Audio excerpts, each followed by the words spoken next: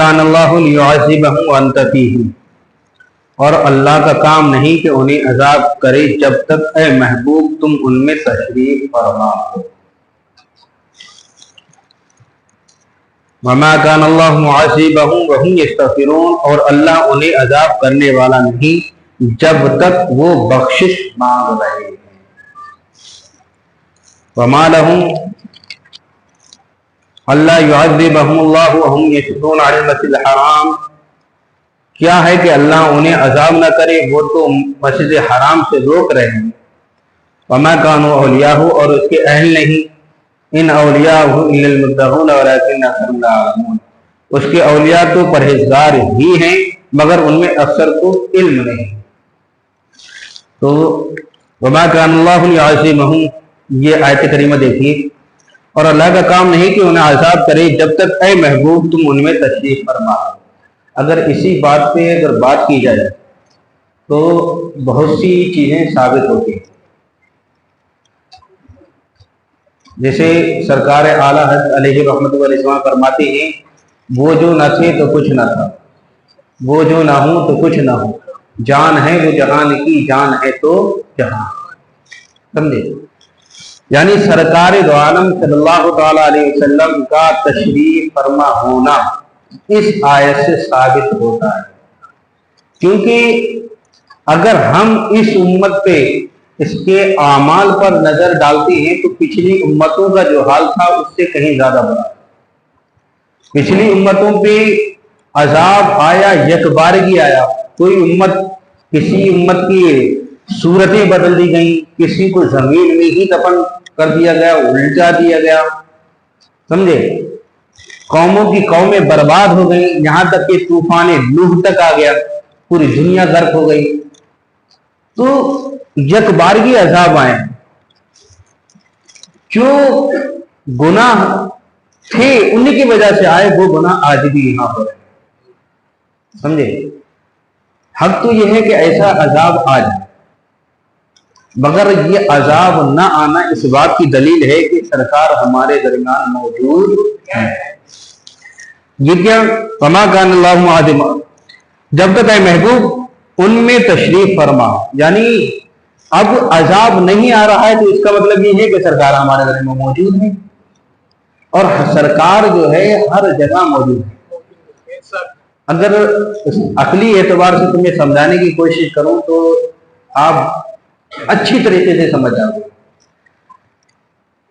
ایک ہی منٹ میں، ایک ہی سیکنڈ میں پوری دنیا میں کتنے لوگ اس دنیا میں مرتے، کتنے مرتے، اور اسی سیکنڈ پہ، اسی منٹ پہ دفن ہوتے ہیں، اور ہر جگہ جو ہے قبر کے سوالوں کے جواب کرنے والے فرشتے سوال و جواب بھی کر رہے ہیں۔ یہ بات مان رہے ہو نہیں؟ اگر کوئی سوالوں کے جواب، قبر کے سوالوں کا انکار کرے تو کافر ہے، کیونکہ ہمارا ایمان ہے قبر کے سوالوں میں جواب ہوں گے، قبر کے اندر سوالات ہوں گے۔ تو ہر جگہ ایک ہی وقت میں فرشتگان اعظام سوال کر رہے ہیں، جواب ہو رہے ہیں، اور ان سوالوں میں تیسرا سوال جب ہوتا ہے وہ کیا ہے؟ ما کنت تقول فی ھذا الرجل، جب یہ سوال ہوتا ہے اس وقت حضور نبی کریم صلی اللہ تعالی علیہ وسلم کے رخ زیبا کی زیارت کرائی جاتی ہے، رخ زیبا کی زیارت کرائی جاتی ہے کہ ان کے بارے میں تم کیا کہتے تھے، یہ کون ہے؟ تو ایک ہی جگہ جہاں سوالات ہو رہے ہیں ہر جگہ موجود ہیں کہ نہیں؟ جب ہر جگہ موجود ہیں یہ بات ثابت ہوگی، وما کان اللہ معذبہم وانت فیہم وانت فیہم، اس لیے یکبارگی عذاب نہیں آتا۔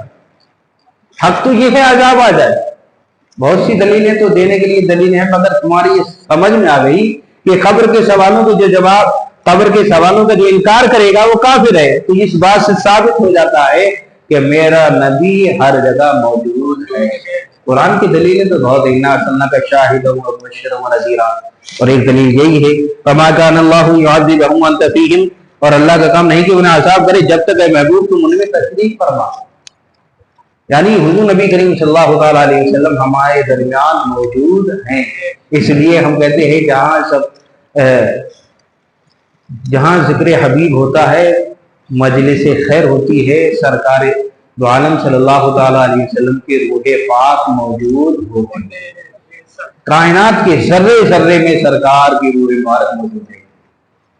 اگر یہ وقت کبھی ہوا تو انشاءاللہ اس بات کو بتاؤں گا میں، خالی ایک لفظ سمجھ لیجیے، خالی ایک چیز، اللہ نے اپنے نور سے اپنے نبی کے نور کو بنایا، ٹھیک ہے، اور اس نور سے ساری کائنات کو بنایا، تو ساری کائنات میں ہر چیز پائی گئی کہ نہیں؟ سرکار کا نور پایا گیا کہ نہیں؟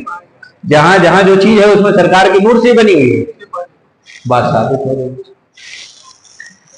وما كان الله ليعذبهم وما انت فيهم، جب تک اے محبوب تم ان میں تشریف فرما ہو، اور اللہ انہیں عذاب کرنے والا نہیں جب تک وہ بخشش نہ کریں۔ یہ سب سے بڑی بات ہے۔ اگر ہمیں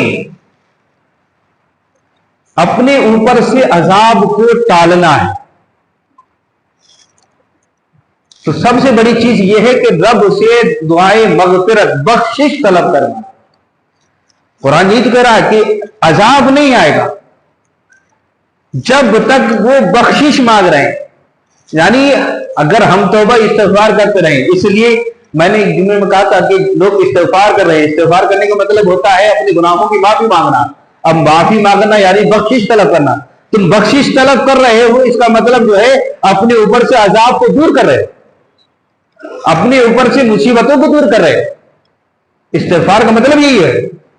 تو جب تک استغفار کر رہے ہو، بخشش طلب کر رہے ہو، توبہ کر رہے ہو، تو تمہارے اوپر سے عذاب دور ہو رہا ہے۔ اور جب آدمی اس سے دور ہو جاتا ہے، جب گناہوں میں ملوث ہوتا چلا جاتا ہے، کوئی توبہ استغفار نہیں، تو اس کے اوپر عذاب مسلط ہو جاتا ہے۔ تو سب سے بڑی چیز یہ ہے کہ اللہ کا عذاب جب تک نہیں آئے گا جب تک اس کے بندے اس سے اپنے گناہوں کی بخشش مانگتے رہیں۔